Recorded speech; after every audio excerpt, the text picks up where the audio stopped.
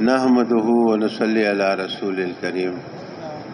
بھائی دوستوں اور بزرگوں، اللہ جل جلالہ و من والہ نے سارے انسانوں کی دونوں جہان کی کامیابی کو دین میں رکھا ہے۔ جو لوگ دین پر عمل کریں گے اللہ پاک ان کو دنیا میں بھی کامیاب کرے گا، آخرت کے اندر بھی کامیاب کرے گا۔ جو لوگ دین پر عمل نہیں کریں گے دنیا میں بھی ناکامی ہے، آخرت میں بھی ناکامی ہے۔ یہ دین اتنی ضروری چیز ہے۔ مال ہے، عہدہ ہے، اسلحہ ہے، ملک ہے، سونا ہے، چاندی ہے، ساری چیزیں موجود ہیں، دین نہیں ہے، ناکام ہے۔ اچھا، مال ہے، عہدہ ہے، چیزیں ہیں، سارے دنیا کے نقشے ہیں اور دین بھی ہے، پھر بھی کامیاب ہے۔ اور اگر سارے نقشے موجود ہیں اور دین نہیں ہے، ناکام ہے۔ اور کوئی نقشہ بھی نہیں ہے، نہ مال ہے، نہ چیزیں ہیں، نہ عہدہ ہے، حتیٰ کہ ایک وقت کی روٹی بھی نہیں ہے اس کے پاس، لیکن دین نہیں ہے، پھر بھی ناکام ہے۔ اللہ نے کامیابی اور ناکامی کا جو معیار رکھا ہے وہ دین رکھا ہے، اور دین کو باندھا ہے نبیوں کی محنت کے ساتھ۔ دین جو آئے گا زندگیوں میں وہ نبی کی محنت کے ذریعے آئے گا۔ نبی کی محنت کے ساتھ اللہ تعالیٰ نے ہدایت کا وعدہ کیا ہے، اور کسی محنت کے ساتھ ہدایت کا وعدہ نہیں ہے۔ یہ جو دنیا کی چیزیں ہیں اور دنیا کے جو نقشے ہیں یہ امتحان کے لیے ہیں، اس کے اندر بھی کامیابی اور ناکامی نہیں ہے۔ یہ سارا نقشہ اللہ پاک نے اس لیے بنایا ہے کہ اللہ پاک دیکھنے چاہتے ہیں کہ ان نقشوں میں رہ کر یہ مجھے راضی کرتا ہے کہ ناراض کرتا ہے، بس، اور اس کی کوئی حقیقت نہیں ہے۔ کامیابی ناکامی کا تعلق جو ہے وہ اللہ تعالیٰ نے اپنے دین کے ساتھ رکھا ہے، اس کے احکامات، اس کے نبی کے بتائے ہوئے طریقے، اور اس کو رکھا ہے اللہ پاک نے نبی کی محنت کے ساتھ۔ جب نبی کی محنت نبی کے طریقے سے ہوگی اللہ پاک ہدایت کو عام کرے گا۔ دیکھو میرے دوستوں اور بزرگوں، ماشاءاللہ آپ حضرات ہمیشہ یہاں تشریف لاتے ہیں اور یہاں پر یہی باتیں ہوتی ہیں، لیکن چونکہ ہمارا زیادہ وقت باہر گزرتا ہے، بازاروں میں، دکانوں میں، دفتروں میں، گھروں کے اندر، وہ ماحول اور وہ باتیں اس ماحول اور ان باتوں کے خلاف ہیں۔ وہ باتیں ہم بہت زیادہ سنتے ہیں، یہ باتیں بہت کم وقت سننے میں آتی ہیں۔ اس لیے جو فکر، جو سوچ اور جو ذہن وہاں بنتا ہے اس سے بہت کم یہاں بنتا ہے۔ اس لیے ہمارے بزرگ فرماتے ہیں کہ دیکھو ہم اس کام کو اپنا مقصد بنائیں۔ جب ہم اس کام کو اپنا مقصد بنائیں گے پھر یہ کام ہماری سمجھ میں آئے گا۔ جب تک ہم اپنے آپ کو اس محنت کے حوالے نہیں کریں گے یہ محنت ہم سمجھ نہیں سکتے، اور اس محنت کو ہم اس طریقے سے کر نہیں سکتے، اور جب اس طرح سمجھیں گے نہیں، کریں گے نہیں، تو پھر ہدایت نہیں آئے گی۔ ہدایت نہیں آئے گی تو لوگوں کا دین پہ چلنا مشکل ہوگا۔ یہ ایک نظام ہے جو اللہ نے بنایا ہے۔ اب اللہ پاک نے جو نظام بنایا ہے تو بھائی اس کے اندر کون بول سکتا ہے؟ اس کے اندر نہ کوئی کمی کر سکتا ہے، نہ کوئی زیادتی کر سکتا ہے، نہ کوئی اس کے اندر جو ہے کوئی مشورہ دے سکتا ہے، کیونکہ اللہ تعالیٰ کا علم جو ہے وہ بہت وسیع ہے۔ پہلے جو کچھ ہو چکا وہ بھی اللہ کے علم میں ہے، یہ جو کچھ اس وقت ہو رہا ہے یہ بھی اللہ تعالیٰ کے علم میں تھا، اور آئندہ جو ہوگا وہ بھی اللہ پاک کے علم میں ہے۔ نعوذ باللہ، اللہ پاک غافل نہیں ہے اس سے، اللہ کے علم میں تھا۔ یہ ٹیکنالوجی اور یہ ساری چیزیں، سائنس وغیرہ، یہ اتنی ترقی کریں گی کہ جو کچھ ہم آج سائنس سے بنی ہوئی چیزیں دیکھ رہے ہیں، استعمال کر رہے ہیں، ہے تو عجیب چیز، لیکن اللہ کے علم میں پہلے سے تھا کہ یہ ہوگا سب کچھ۔ ان سب چیزوں کو دیکھ کر اللہ تعالیٰ نے نبی کو ایک محنت عطا فرمائی کہ یہ محنت ایسی محنت ہے کہ جس دور میں، جن حالات میں، جس جگہ پر، جن لوگوں میں بھی کی جائے گی، اللہ تعالیٰ ہدایت کو عام کریں گے۔ ہمارے پاس پیسے نہیں ہیں، میں غریب آدمی ہوں، میرا مکان چھوٹا ہے، میرے بچوں کے پاس کپڑے بھی نہیں ہیں، اور میرے پاس مال کا کوئی نقشہ نہیں ہے، اور ہم بہت دور علاقے میں رہتے ہیں، اور وہاں کوئی ایسے دنیا کے اسباب، یہ ساری چیزیں اس کام کے آگے عذر نہیں ہے۔ میرا بہت بڑا بنگلہ ہے، میری بہت بڑی مل ہے، میں بہت مصروف آدمی ہوں، میرے پاس وقت نہیں ہے،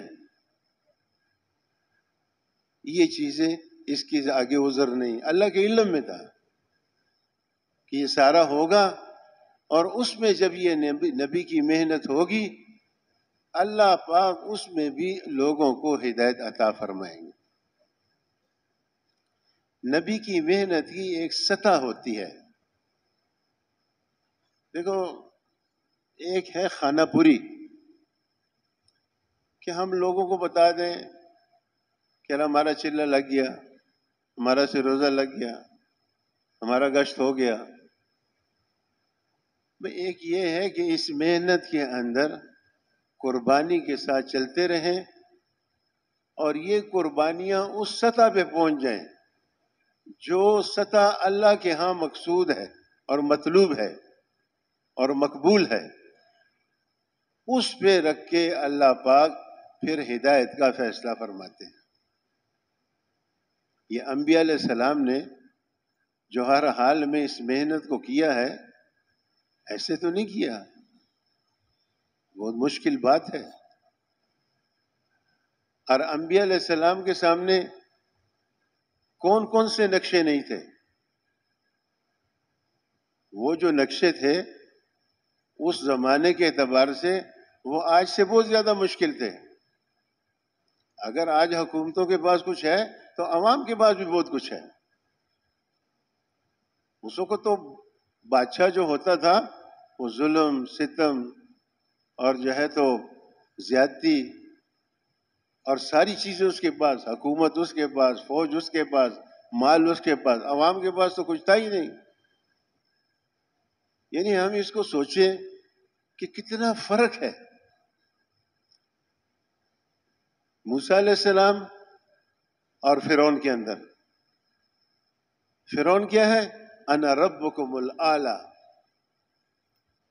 رب بھی نہیں ہوں، رب اعلی ہوں۔ اور مقابلے میں کون ہے؟ جس کے پاس گھر میں سونے کے لیے بستر بھی نہیں ہے۔ علماء فرماتے ہیں کہ حضرت موسیٰ علیہ السلام جو تھے ان کے پاس ایک جبہ تھا، دن کے وقت وہ پہنتے تھے اور رات کو اس کا بستر بنا لیتے تھے، اور ان کی بیوی اور وہ خود اس جبے پہ آرام کرتے تھے، بستر نہیں تھا گھر میں۔ اب موسیٰ علیہ السلام کی تو یہ حالت ہے کہ گھر میں بستر بھی نہیں ہے، اور مقابلہ کس کے ساتھ ہے؟ 70,000 بچے قتل کر دیے، اور کوئی جو ہے پوچھنے والا نہیں ہے کہ تو یہ کیا کر رہا ہے۔ انبیاء علیہ السلام نے جو اس محنت کو کیا ہے، تو میرے دوستوں اور بزرگوں، ان کو ایک استحضار تھا کہ یہ دعوت کا کام جو ہے یہ اللہ نے ہمیں دیا ہے، اور اس دعوت کے ساتھ جو ہے اللہ کی مدد، اللہ کی نصرت، اللہ کی تائید ہے۔ ہم جب اس دعوت کے کام کو کریں گے، کوئی بھی ہمارا بال بھی بھیگا نہیں کر سکتا، کیونکہ اللہ ہمارے ساتھ ہے۔ انبیاء علیہ السلام جو تھے، ان کا انتخاب اللہ پاک نے خود کیا تھا، چنا تھا ان کو۔ اور انبیاء علیہ السلام جو تھے وہ کامل لوگ تھے۔ دیکھو، دین کا کام اور دین کو پہنچانا یہ وہ لوگ کر سکتے ہیں جن کی اپنی زندگی میں دین ہو۔ دین کے دنیا میں پھیلنے کا جو کلیہ قاعدہ اللہ نے رکھا ہے وہ یہ ہے کہ دین ان لوگوں سے پھیلے گا جن کی اپنی زندگی میں دین ہو۔ جن کی اپنی زندگی میں دین نہیں ہوتا، وہ دنیا میں دین نہیں پھیلا سکتے۔ اب انبیاء علیہ السلام جو تھے وہ ہر لحاظ سے کامل لوگ تھے۔ ان کا اللہ کے ساتھ تعلق کامل، ان کا اللہ کی ذات اور صفات میں یقین کامل، اور ان کی نمازیں بنی ہوئی۔ آپ صلی اللہ علیہ وسلم رات کو جب نماز پڑھتے تھے، آپ صلی اللہ علیہ وسلم روتے تھے۔ علماء نے لکھا ہے کہ آپ صلی اللہ علیہ وسلم اتنا روتے تھے کہ آنسو آپ کے چہرے مبارک پہ آ جاتے تھے، پھر چہرہ مبارک سے آپ کی داڑھی مبارک پہ آ جاتے تھے، اور پھر آپ کی داڑھی مبارک سے آپ کے قمیض کپڑے گریبان پہ وہ آنسو آ جاتے تھے۔ ہم سب سوچے، ہم میں سے بھی کسی کو رات کے آنسو چہرے پر، پھر داڑھی پر، پھر ہمارے گریبان پر آتے ہیں؟ آتے ہوں گے، ایسے لوگ ضرور دنیا میں ہوں گے، لیکن یہ ایک اجتماعی مسئلہ ہے، یہ چند لوگوں کا مسئلہ نہیں ہے۔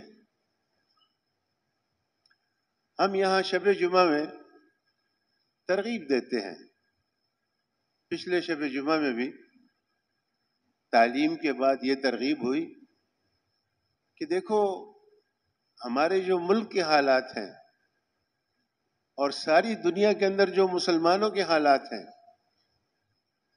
اس کی درستگی کا واحد علاج جو ہے وہ اللہ کے سامنے رات کو اٹھ کے رونا ہے۔ اس ساتھی نے اتنی ترغیب دی، ہم سوچے ہم پہ کیا اثر ہے اس کا۔ انبیاء علیہ السلام ایسے نہیں تھے۔ انبیاء علیہ السلام جو تھے، ان کے اندر وہ صفات تھی جو دین پہنچانے والے لوگوں میں ہونی چاہیے۔ کامل لوگ ہر لحاظ سے، اللہ کی ذات، اللہ کی قدرت، اللہ کی کبریائی، اللہ کی بڑائی، اللہ کے خزانے۔ یہ موسیٰ علیہ السلام بستر نہیں ہے، اور پنگا کس کے ساتھ ہے؟ انا ربکم الاعلی۔ اصل میں نگاہ اللہ پہ تھی، اور پتہ تھا کہ میں یہ دعوت والا کام کر رہا ہوں۔ اصل میں ہم دعوت کو سمجھے نہیں ہیں۔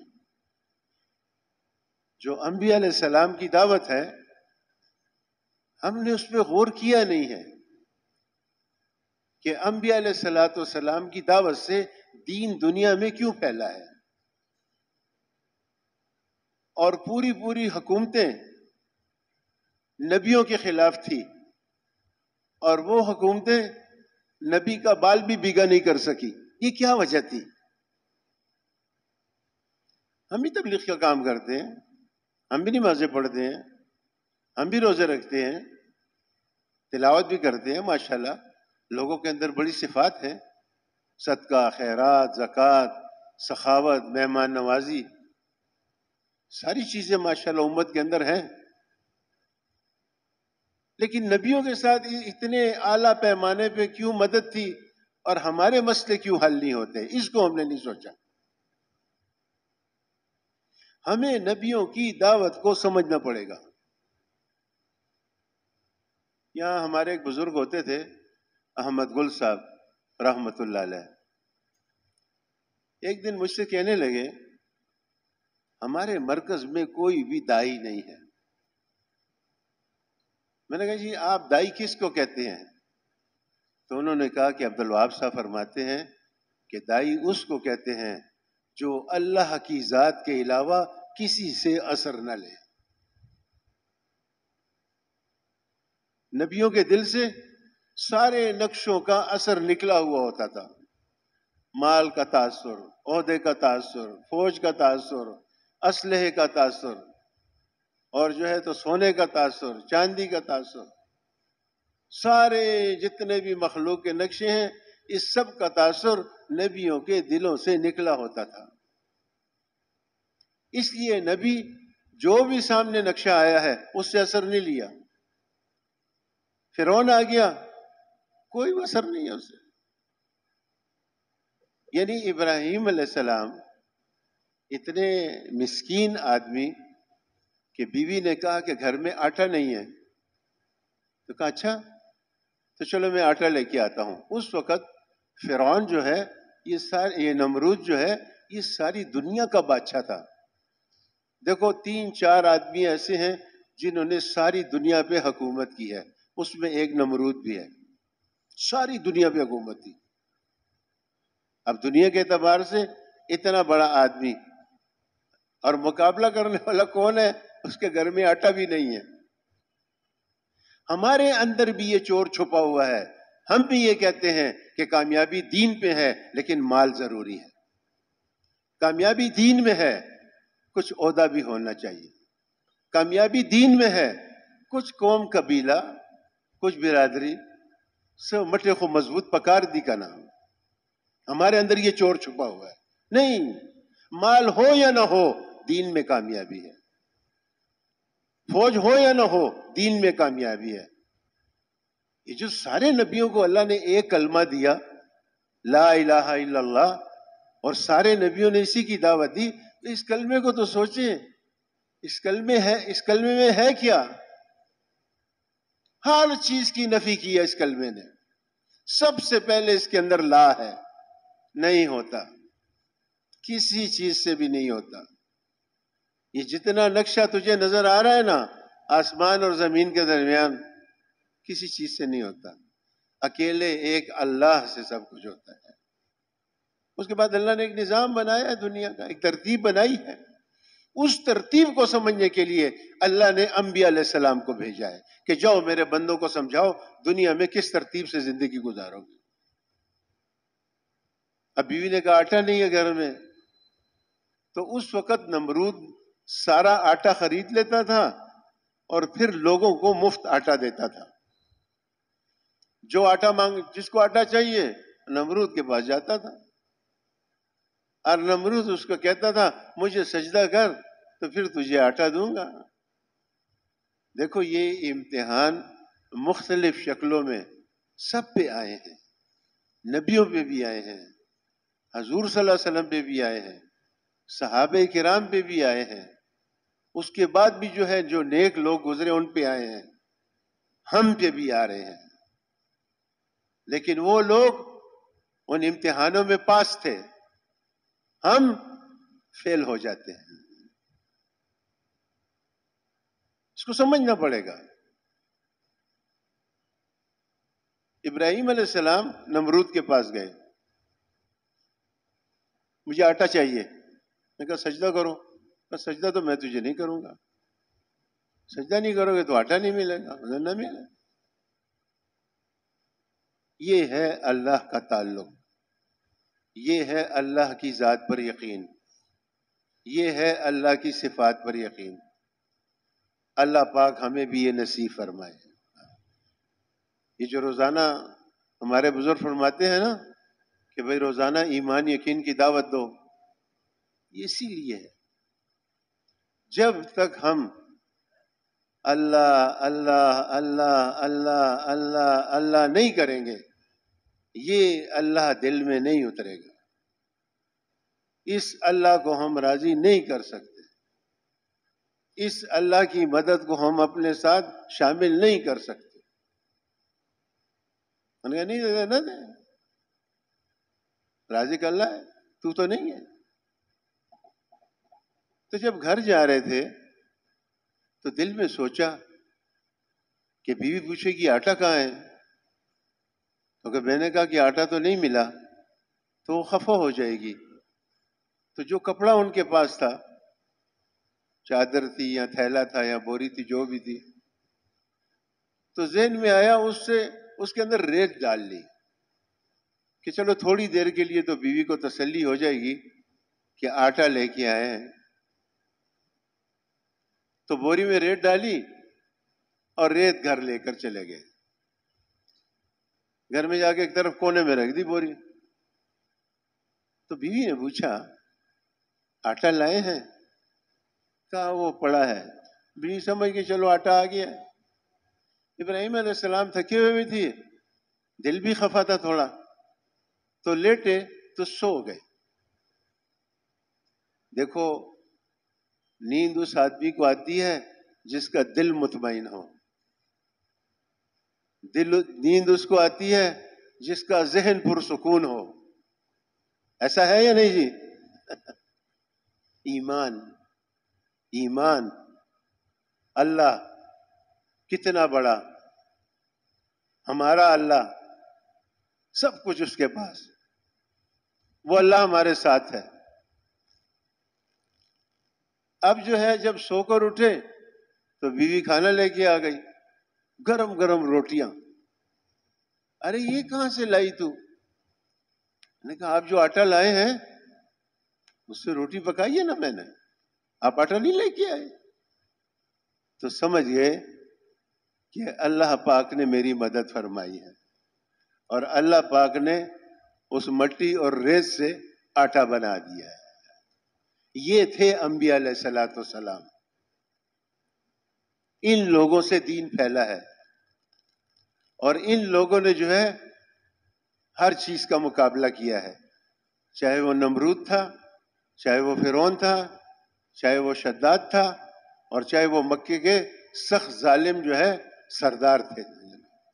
آپ صلی اللہ علیہ وسلم کو جب اللہ نے مبعوث فرمایا تو آپ صلی اللہ علیہ وسلم پہ اللہ پاک نے نبوت کا دروازہ بند کر دیا۔ یہاں کافی عرصہ پہلے کی بات ہے، پتہ نہیں 49 تھا کہ 50 تھا کہ 51 تھا، یہاں عیدگاہ میں اجتماع تھا، مولانا یوسف صاحب رحمۃ اللہ علیہ بھی تشریف لائے تھے۔ تو ہمارے ایک بزرگ ہوا کرتے تھے، وہ فوت ہو گئے ہیں، میں نے ان سے پوچھا، میں نے کہا جی آپ تبلیغ میں کیسے لگے؟ تو نے کہا میں شہر میں رہتا تھا تو ایک آدمی نے مجھے کہا کہ یار یہاں تبلیغ والوں کا اجتماع ہے تو آؤ ذرا چلتے ہیں، بیان سن لیں گے۔ میں نے کہا چلو۔ تو کہتے ہیں ہم قصہ خانی سے، وہ وہاں رہتے تھے جہانگیر پورہ میں، کہتے ہیں پیدل ہم عیدگاہ تک آئے، مغرب کی نماز پڑھی تو انہوں نے کہا مولانا اسلم صاحب رحمۃ اللہ علیہ کا بیان تھا، تو انہوں نے بیان میں یہ بات کی کہ جو آدمی دعوت کا کام نہیں کرتا یہ ختم نبوت کا قائل نہیں ہے۔ میں نے سنا میرا تو دماغ پھر گیا۔ میں نے کہا صاف بات ہے، جب دوسرا نبی نہیں آئے گا تو امت یہ کام کرے گی، اس کے اندر کوئی مشکل بات نہیں ہے، واضح بات ہے۔ خدا کی قسم علماء کرام فرماتے ہیں یہ اتنی سچی بات ہے کہ سارا قرآن اور حدیث اس سے بھرا ہوا ہے۔ آپ صلی اللہ علیہ وسلم آخری نبی ہیں، آپ کے بعد دوسرا نبی نہیں آئے گا، امت اس کام کو کرے گی۔ تو آپ صلی اللہ علیہ وسلم نے اپنے صحابہ کی تربیت اس اعتبار سے فرمائی اور ان کو ایمان سکھلایا، ان کو عبادت سکھلائی، ان کو اخلاق سکھائے، ان کو معاملات سکھائے۔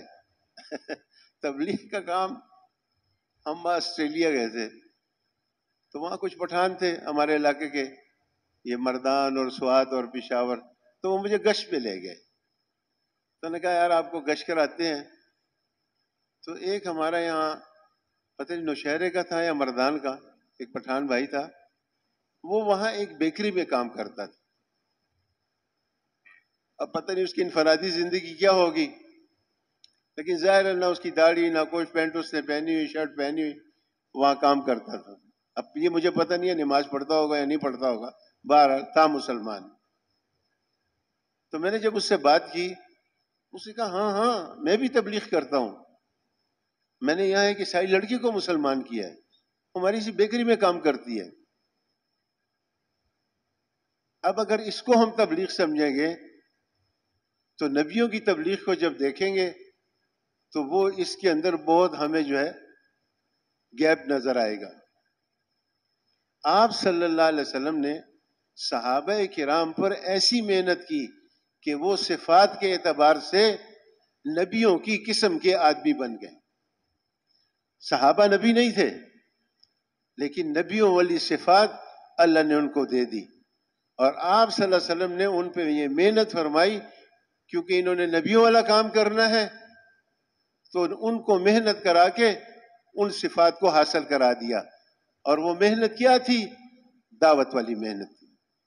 آپ صلی اللہ علیہ وسلم نے پہلے ہی دن سے صحابہ کرام کو جو ہے تو دعوت پہ ڈالا کہ تم یہ کہو کہ اللہ کی ذات جو ہے بڑی ذات ہے، اور اللہ پاک جو ہے اپنے کرنے میں کسی کا محتاج نہیں ہے، اور مخلوق ساری کی ساری جو ہے وہ نفع نقصان دینے میں اللہ کے ارادے اور اللہ کے حکم کی محتاج ہے۔ تمہیں یہ کہنا پڑے گا، تم اس کو کہو۔ تو صحابہ کرام نے مکے کے اندر اس بات کو کہنا شروع کیا۔ تو جب صحابہ نے اس بات کو کہنا شروع کیا تو لوگ خلاف ہو گئے۔ میں نے کہا یہ کیا کہہ رہے ہو تم؟ ہم تو 360 خداؤں کی عبادت کرتے ہیں اور تم کہتے ہو کہ اکیلے ایک اللہ سے ہوتا ہے۔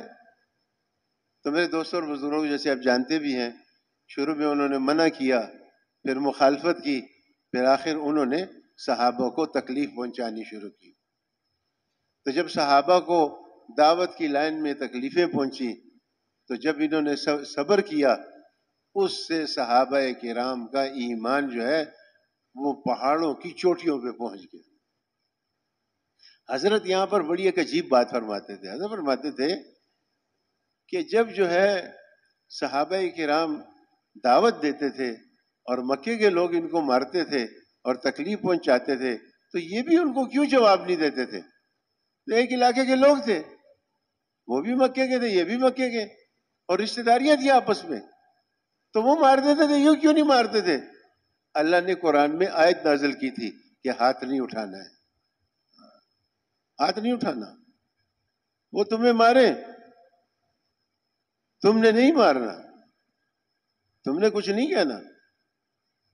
ہم ایک دفعہ ریونڈ مشورے میں بیٹھے تھے تو حاجی صاحب نے فرمایا، عبد الوہاب صاحب رحمۃ اللہ علیہ نے، جس کو ختم کرنا چاہتے ہو اس کے لیے ہدایت کی دعا شروع کر دو۔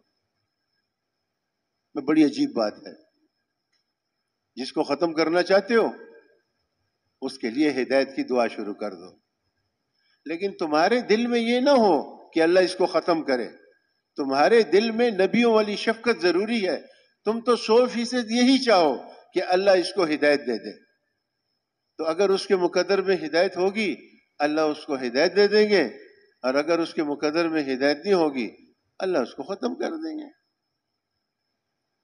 پھر حاجی صاحب نے ایک عجیب بات فرمائی۔ حاجی صاحب نے فرمایا کہ جب تم کسی کو دعوت دو گے اگر اس کے مقدر میں ہدایت ہوگی اللہ پاک اس کی اصلاح کر دیں گے، اس کو ہدایت دیں گے، اور اگر اس کے مقدر میں ہدایت نہیں ہوگی اللہ تمہیں اس کے شر سے بچا دیں گے. دعوت کے اندر یہ کمال بھی ہے، نبیوں کو اللہ نے سب کے شر سے محفوظ ہی رکھا نا. کتنی اسکیمیں انہوں نے لڑائی، کتنا کچھ انہوں نے سوچا. فرعون نے موسیٰ علیہ السلام کو ختم کرنے کے لیے کتنا کچھ سوچا، اور نمرود نے ابراہیم علیہ السلام کو روکنے اور ختم کرنے کے لیے کیا کچھ سوچا، اور مکے کے مشرکین نے جو ہے آپ صلی اللہ علیہ وسلم کو اس دعوت والے کام سے روکنے کے لیے کیا کیا اسکیمیں نہیں لڑائی، کچھ نہیں بگاڑ سکے. اب نبیوں کی دعوت کیا ہے دوستو؟ نبی جو دعوت دیتے تھے وہ نبیوں کی زندگی میں موجود ہوتا تھا. ہماری دعوت اور نبیوں کی دعوت میں یہ بہت بڑا فرق ہے. مولانا سعید احمد خان صاحب رحمۃ اللہ علیہ کے پاس کچھ لوگ آئے. انہوں نے کہا حضرت یہاں ایک علاقہ ہے، اس علاقے کے لوگ تبلیغ کے خلاف ہیں. مولانا سعید خان صاحب نے فرمایا دیکھو وہ لوگ تبلیغ کے کام کے خلاف نہیں ہیں، وہ میرے اور تیرے خلاف ہیں. وہ کہتے ہیں اگر تبلیغ ایسی ہوتی ہے، ایسی تبلیغ ہم نہیں مانتے ہیں کہ تبلیغ بھی کرو اور نماز بھی نہ پڑھو، تبلیغ بھی کرو اور جھوٹ بھی بولو، تبلیغ بھی کرو اور سود بھی کرو. صاحب ایسے نہیں ہیں، لیکن چیزیں ہم میں ہیں. ہمارے بزرگ تو فرمایا کرتے تھے کہ دین اس طرح پھیلے گا کہ امریکہ والے آ کے پوچھیں کہ بھائی تم میں 100% سچ بولنے والے لوگ کہاں رہتے ہیں؟ ہم ان کو کہیں پشاور میں. وہ پوچھے کہ 100% پورا تولنے والے کہاں رہتے ہیں لوگ؟ ہم ان کو کہیں پشاور میں. بھائی 100% نمازی کہاں پر ہیں؟ ہم ان کو کہیں پشاور میں. کہ 100% عورتیں پردہ کرنے والی کہاں رہتی ہیں؟ ہم ان کو کہیں پشاور میں. نبیوں کی دعوت اس طرز پہ تھی، یہ نہیں کہ خود دین پر عمل نہ کرو. تو میرے دوستوں اور بزرگوں، آپ صلی اللہ علیہ وسلم نے دعوت کے ذریعے پھر اس دعوت میں جو تکلیفیں ملی اس سے صحابہ کے اندر صفات آئی. پھر صحابہ کے اندر ایسی صفات آئی. ایک مرتبہ ایک سریہ، ایک لشکر جا رہا تھا، تو چلتے چلتے نعمان بن مکرم رضی اللہ تعالیٰ عنہ اخروٹ نظر آئے. تو اخروٹوں کو دیکھا، کہا کتنے خوبصورت پتھر ہیں. اخروٹ نہیں جانتے تھے، کہا کتنے خوبصورت پتھر ہیں. جب ان کو توڑا اس میں سے گری نکلی. کہا سبحان اللہ، اللہ پاک ایسی قدرت والے، پتھر کے اندر اللہ پاک نے رزق رکھا ہوا ہے. آگے چلے گئے ایک علاقے میں، ان علاقے کے لوگوں نے گندم کی پتلی پتلی روٹیاں پکا کر کھانے کے ساتھ رکھی. تو جب روٹیاں دیکھی تو اس سے ہاتھ پوچھنے لگے. تو کسی نے کہا جی کیا کر رہے ہیں؟ کہا رومال ہے نا. نے کہا رومال نہیں ہے جی، یہ گندم کی روٹی ہے. انہوں نے کہا اس سے کیا ہوتا ہے؟ کہ جب یہ کھا لیں اس سے طاقت ملتی ہے. تو وہ صحابی رضی اللہ تعالیٰ عنہ روٹی کا نوالا منہ میں کھاتے تھے اور پھر ساتھ اپنے آپ کو دیکھتے تھے کہ طاقت آ گئی یا نہیں آ گئی. دنیا کے اعتبار سے اتنے سادے لوگ تھے. جب جہاں پر جو ہے جنگ تھی وہاں پہنچے تو انہوں نے کہا کہ جب میں پہلی تکبیر کہوں تو وضو کر لینا، دوسری تکبیر کہوں ہتھیار سنبھال لینا، تیسری تکبیر کہوں تو حملہ کر دینا.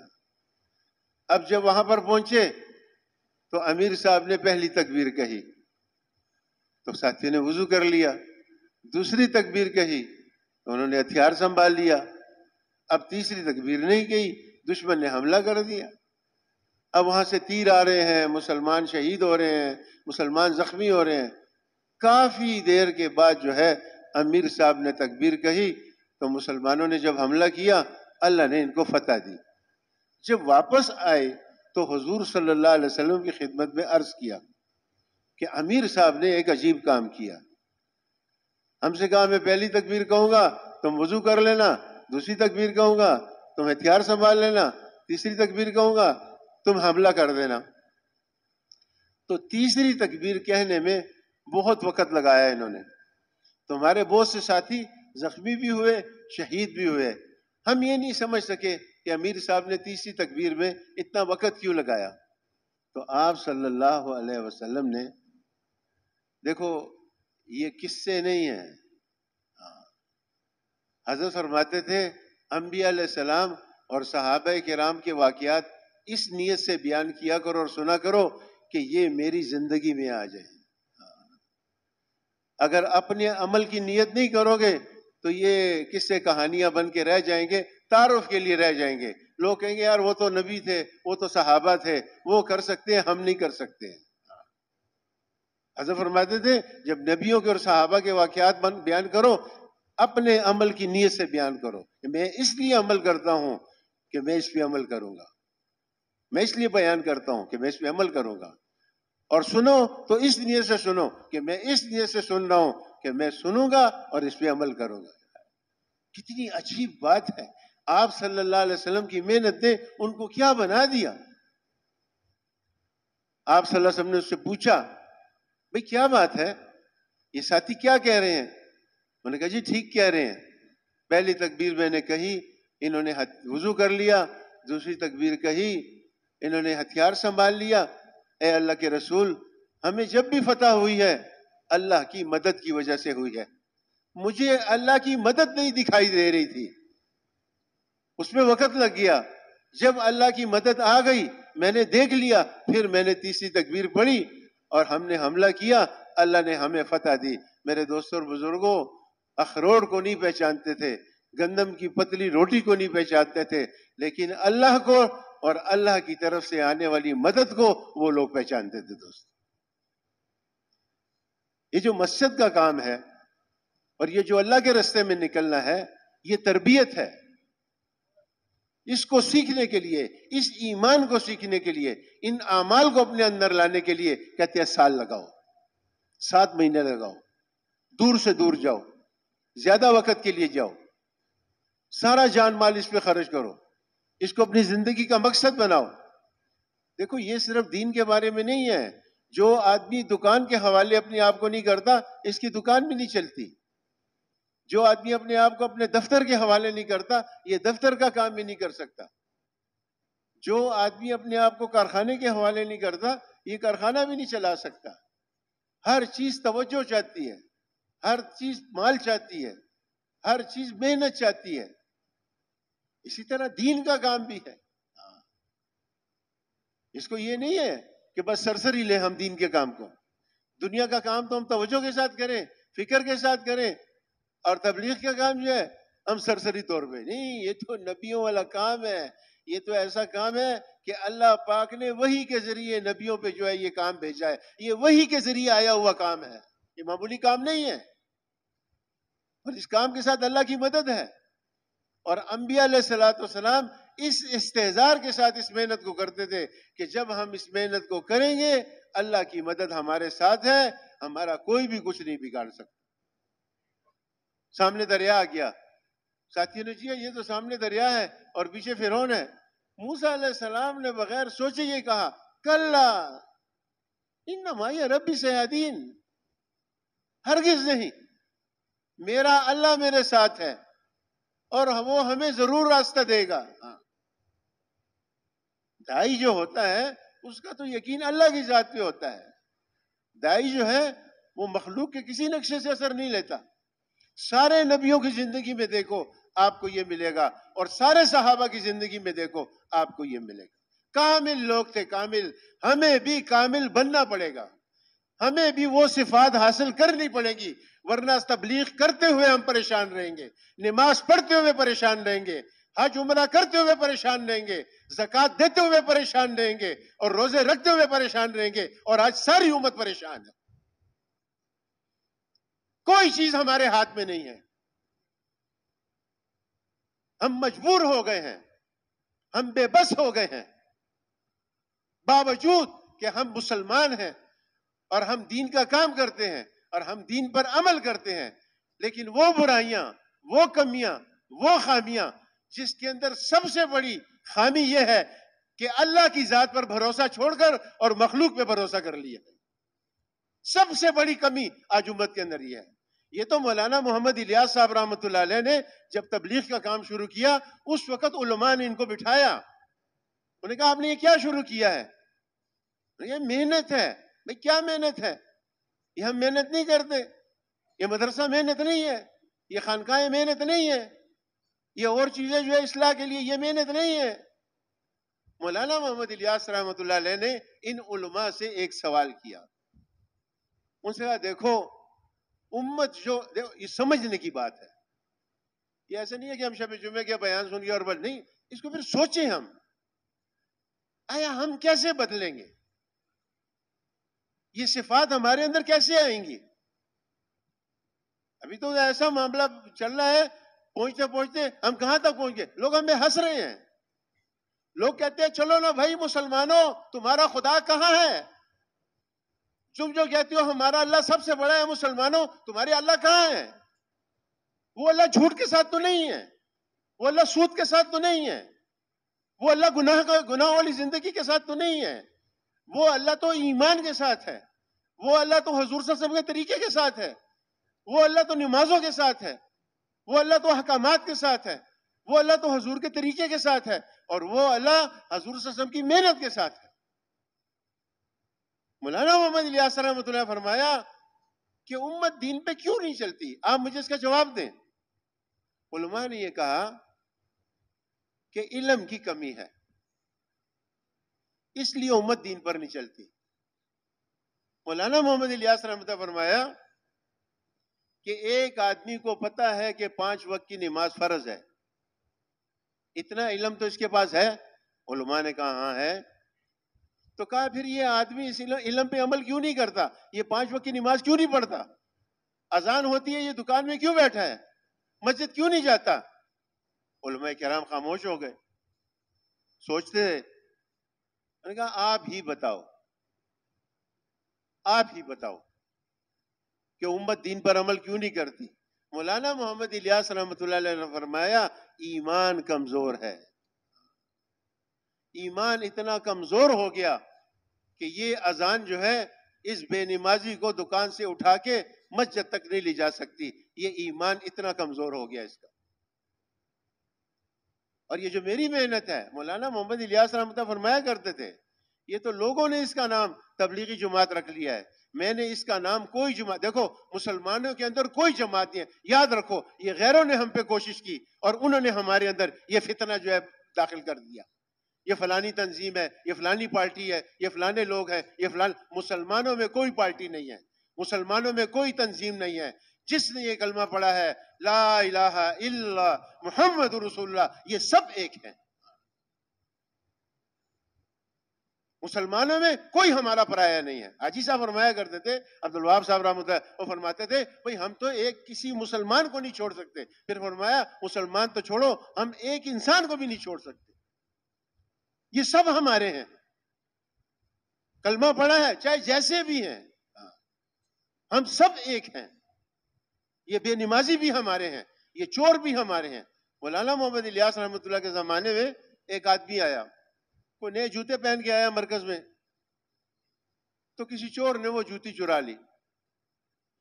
وہ جب آیا چور دیکھنے لگا، جوتی نہیں اس کی، اسے شور مچا دیا، تم تبلیغ والے چور ہو، تم تبلیغ والے جو ہے چوری کرتے ہو، میری جوتی چرا لی. نیا آدمی تھا بیچارہ.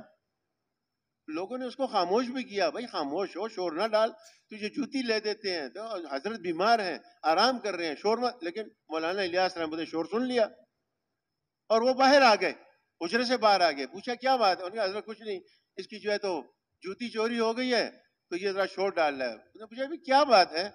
اس نے کہا تم تبلیغ والے چور ہو، میری جوتی چرا لی. مولانا محمد الیاس رحمۃ اللہ فرمایا ہاں ہم چور ہیں، ہم چور کی اولاد ہیں، ہم چور کے باپ ہیں، اور اگر ان چوروں کو ہم سینے سے نہیں لگائیں گے تو ان چوروں کو کون گلے لگائے گا؟ آپ صلی اللہ علیہ وسلم نے تو سب کو سینے سے لگایا ہے، سب کو گلے سے لگایا ہے. آپ صلی اللہ علیہ وسلم نے تو محنت کر کے ان بت پرستوں کو اپنا بنایا ہے، اور آج ہم اپنوں کو پرایا بنا رہے ہیں. آپ صلی اللہ علیہ وسلم نے محنت کر کے ایک امت بنائی تھی، آج وہ امت ہمارے پاس پہنچی ہے، ہم اس کے ٹکڑے ٹکڑے کر رہے ہیں. ہم کل کو قیامت کو اللہ کو کیا جواب دیں گے؟ اللہ جب پوچھیں گے کہ میرے رسول نے اور اس کے صحابہ نے اتنی قربانیاں کر کے ایک امت بنائی اور تمہارے حوالے کر کے گئے، تم نے اس امت کا کیا کیا؟ انہوں نے تو غیروں کو اپنا بنایا، ہم نے اپنوں کو غیر بنا رہے ہیں. بھئی یہ امت ہے، امت. اس میں کوئی بھی پرایا نہیں ہے، یہ سب ہمارے ہیں۔ مولانا الیاس میں ہاں ہم چور ہیں، ہم چور کے باپ ہیں، ہم چور کی اولاد ہیں، اور یہاں تو سارے چور اور لٹیرے آئیں گے، ڈاکو آئیں گے، زانی آئیں گے، شرابی آئیں گے، اگر ان کو ہم گلے نہیں لگائیں گے تو یہ بیچارے کہاں جائیں گے؟ اور اگر یہ یہاں آئیں گے انشاءاللہ اس محنت کی برکت سے، جیسے اللہ پاک نے مکے کے بت پرستوں کو اس امت کا امام بنایا، انشاءاللہ ان لوگوں کو بھی اللہ پاک توفیق دے گا اور یہ بھی دین کا کام کریں گے۔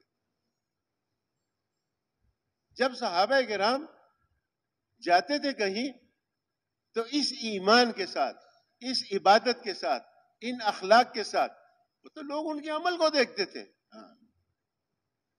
ہماری تبلیغ سے لوگوں کو کیوں اشکال ہوتا ہے؟ صحابہ کہتے تھے کلمے میں کامیابی ہے، جب لوگ صحابہ کی زندگی کو دیکھتے تھے ان کی ساری زندگی کلمے کے مطابق ہوتی تھی۔ ہم بھی کہتے ہیں کلمے میں کامیابی ہے، جب ہماری دکان کو لوگ دیکھتے ہیں اس میں کلمہ نہیں ملتا، جب ہماری شادی کو دیکھتے ہیں اس میں کلمہ نہیں ملتا، جب ہمارے گھر کو دیکھتے ہیں اس میں کلمہ نہیں ملتا۔ لوگوں کو اشکال ہوتا ہے، لوگ کہتے ہیں اگر کلمے میں کامیابی ہوتی تو یہ مسلمان خود کلمے پہ عمل کرتا، اس کی دکان میں کلمہ ہوتا، اس کے بازار میں کلمہ ہوتا، اس کے گھر میں کلمہ ہوتا، اس کی شادی میں کلمہ ہوتا، اس کی اولاد کی زندگی میں کلمہ ہوتا، اگر کلمے کے اندر کامیابی ہوتی۔ یہ سارا رونا تو ہمارے حضرات ہی رو رہے ہیں کہ بھئی دین کو اپنی زندگی میں لاؤ، اور اس کے لیے دعوت والے اعمال ہیں۔ حاجی صاحب رحمۃ اللہ علیہ یہ آخری 4-5 جو سال تھے ان کی زندگی کے، میں نے محسوس کیا اس بات کو بہت ہی زیادہ، ہر مجلس میں تقریباً اور ہر بیان میں کئی بار وہ فرماتے تھے بھئی ہمیں روزانہ ایمان یقین کی دعوت دینی چاہیے۔ اور حاجی صاحب کبھی نہیں فرماتے تھے کہ بھئی تبلیغ والوں کو روزانہ ایمان یقین کی دعوت دینی چاہیے، حاجی صاحب فرماتے تھے ہر مسلمان کو روزانہ ایمان یقین کی دعوت دینی چاہیے، ہر مسلمان کو روزانہ تعلیم کے حلقے میں بیٹھنا چاہیے، ہر مسلمان کو روزانہ ذکر و عبادت کرنا چاہیے، ہر مسلمان کو روزانہ جو ہے خدمت کرنی چاہیے۔ یہ دعوت والے اعمال ہیں، روزانہ اس کو اختیار کریں۔ جب ہم اس کو کریں گے اور اوروں کو بھی اس پہ لائیں گے، اس سے ہمارے اندر انبیاء علیہ السلام اور صحابہ والی صفات پیدا ہوں گی۔ جب ان صفات کے ساتھ آپ دنیا میں پھریں گے، پھر دیکھو دین کیسے پھیلتا ہے۔ صحابہ کرام کی زندگی میں حضور صلی اللہ علیہ وسلم کی زندگی کا ایک طریقہ موجود ہے۔ ہم حضور صلی اللہ علیہ وسلم کی زندگی کو پڑھتے نہیں ہیں، آپ سیرت کی کتابوں میں پڑھو، آپ فضائل اعمال میں بھی لکھا ہے، فضائل صدقات میں بھی لکھا ہے، اللہ پاک نے کیسا رسول ہمیں دیا صلی اللہ علیہ وسلم، رحمت للعالمین، کیسے اخلاق تھے ان کے، کیسے معاملات تھے ان کے۔ میں اس دن حیات الصحابہ میں پڑھ رہا تھا، آپ صلی اللہ علیہ وسلم مدینہ منورہ کی ایک گلی سے گزر رہے تھے، ایک چھوٹی بچی، اس نے جب آپ کو دیکھا تو حضور صلی اللہ علیہ وسلم کا ہاتھ پکڑ لیا، آپ صلی اللہ علیہ وسلم اس طرف جا رہے تھے، وہ بچی آپ کو زور سے پکڑ کے اس طرف لینے لگی، آپ صلی اللہ علیہ وسلم نے اپنے آپ کو اسے چھڑایا نہیں، اس کے ساتھ اس طرف روانہ ہو گئے، وہ بچی گلی کے اس سرے تک گئی، آپ صلی اللہ علیہ وسلم اس کے ساتھ، پھر وہ بچی اس سرے تک آئی، آپ صلی اللہ علیہ وسلم اس کے ساتھ، وہ بچی حضور صلی اللہ علیہ وسلم کو لے کے کئی مرتبہ کبھی گلی میں اس طرف، کبھی گلی میں اس طرف، کبھی گلی میں اس طرف، کبھی گلی میں، اور اللہ کے رسول نے اپنا ہاتھ اس سے نہیں چھڑایا۔ یہ ہے حضور صلی اللہ علیہ وسلم کے اخلاق۔ مدینہ منورہ میں ایک عورت تھی، اس کے متعلق لوگ اچھی باتیں نہیں کرتے تھے، ایسے نہ پردہ کرتی تھی، مردوں کے ساتھ بھی باتیں کرتی تھی، اور بس اس کو سارے یہی کہتے تھے کہ یہ پاگل ہے، کوئی اس کے ساتھ منہ نہیں لگاتا تھا اس کو۔ آپ صلی اللہ علیہ وسلم ایک مرتبہ ایک اونچی جگہ پہ بیٹھ کے کھانا کھا رہے تھے، یہ تو صحابہ میں لکھا ہے، وہ عورت گزری، وہ تو کبھی ایک کو چھیڑتی تھی، کبھی دوسرے کو چھیڑتی تھی، جب اس نے دیکھا کہ اللہ کا رسول بیٹھا تو آ گئی، کہا چلو نا، خود ہی کھاتے جا رہے ہو، ایسے الفاظ کچھ، خود ہی کھاتے جا رہے ہو، اب اللہ کے رسول سے یہ فرمایا، ہمیں کوئی کہہ سکتا ہے؟ ہماری تو اتنی شان ہو گئی ہے کہ ہمیں تو لوگ جو ذرا سی ایسی بات کریں، ہر بات ہمیں اپنی شان کے خلاف ہی نظر آتی ہے، یار اس نے مجھے یہ کہہ دیا، اس نے مجھے یہ کر دیا، اس نے مجھے، اور اللہ کے رسول کی کتنی بڑی شان اور ان کے اعمال دیکھو۔ ہمیں حضرت محمد صلی اللہ علیہ وسلم کا طریقہ اپنی زندگی میں لانا پڑے گا، پھر ہم دین دنیا میں پہنچا سکتے ہیں۔ اگر ہم حضور کے طریقے پہ نہیں چلیں گے ہم دنیا میں دین نہیں پہنچا سکتے. کہا چلنا خود ہی کھاتا رہے گا, مجھے بھی کچھ کھلائے گا. آپ صلی اللہ علیہ وسلم نے فرمایا لے تو بھی کھا لے. تو کھانا اس کے آگے کیا. اس عورت نے کہا یہ نہیں کھاؤں گی, تیرے منہ میں جو ہے یہ کھاؤں گی. آپ صلی اللہ علیہ وسلم نے اپنے منہ سے وہ نوالا نکال کر اور اس عورت کو دیا. حیات الصحابہ میں لکھا ہے جو ہی اس عورت نے وہ نوالا اپنے منہ میں ڈالا, شرم و حیا بھی اس نوالے کے ساتھ اس عورت کے اندر داخل ہو گیا. نوالا کھانے کے بعد سیدھا اپنے گھر میں چلی گئی اور پردے میں رہنے لگی اور پھر کبھی بازار میں نہیں نکلی. یہ آپ صلی اللہ علیہ وسلم کا طریقہ. اور آپ صلی اللہ علیہ وسلم کی نماز کیسے؟ جیسے پہلے میں نے عرض کیا, آپ صلی اللہ علیہ وسلم نماز پڑھتے تھے, رات کو روتے تھے. اتنی لمبی نماز. ایک صحابی فرماتے ہیں میں نے دیکھا حضور مسجد میں نماز پڑھ رہے ہیں, چلو میں نے کہا میں بھی پڑھوں ساتھ. تو آ گئے, حضور کے پیچھے نیت باندھ لی, 1 پارہ 2 پارے 3 پارے 4 پارے. ہم سوچے تو صحیح اپنی نماز. حضرت فرماتے تھے بھائی ہمارے زمانے میں بیان لمبے نہیں ہوتے تھے, نماز لمبی ہوتی تھی. رکوع لمبا کرتے تھے ہم, سجدے بھی لمبے کرتے, نماز لمبی ہوتی تھی. آج تو نماز مختصر ہو گئی اور چیزیں زیادہ ہو گئی. لمبی نماز پڑھنے کو جی نہیں چاہتا. اگر نیت باندھ لیتے ہیں جی نہیں لگتا اس کے اندر. نماز کے اندر بھی ادھر ادھر دیکھتے ہیں. اب پتہ نہیں مجھے یہ بات کہنی چاہیے کہ نہیں کہنی چاہیے. کراچی سے ایک مولوی صاحب آئے تھے تو انہوں نے سنایا. انہوں نے کہا میں نماز پڑھ رہا تھا, نہیں میں کھانا کھا رہا تھا, ایک آدمی مسجد میں آیا, وہ ایک مسجد کے امام بھی ہے وہاں پر. میں کھانا کھا رہا تھا, ایک آدمی آیا, اسے نماز کی نیت باندھ لی. کہتا ہے وہ نیت باندھے ہوئے ہے اور ہمیں دیکھ رہا ہے. اب نماز میں نہیں ہے, نماز میں نیت باندھی ہوئی ہے لیکن دیکھ رہا ہے ہمیں. تو کہتا ہے جب بہت زیادہ اس نے دیکھا تو ہمارے ساتھی نے اس کو کہا آؤ بھائی کھانا کھا لو.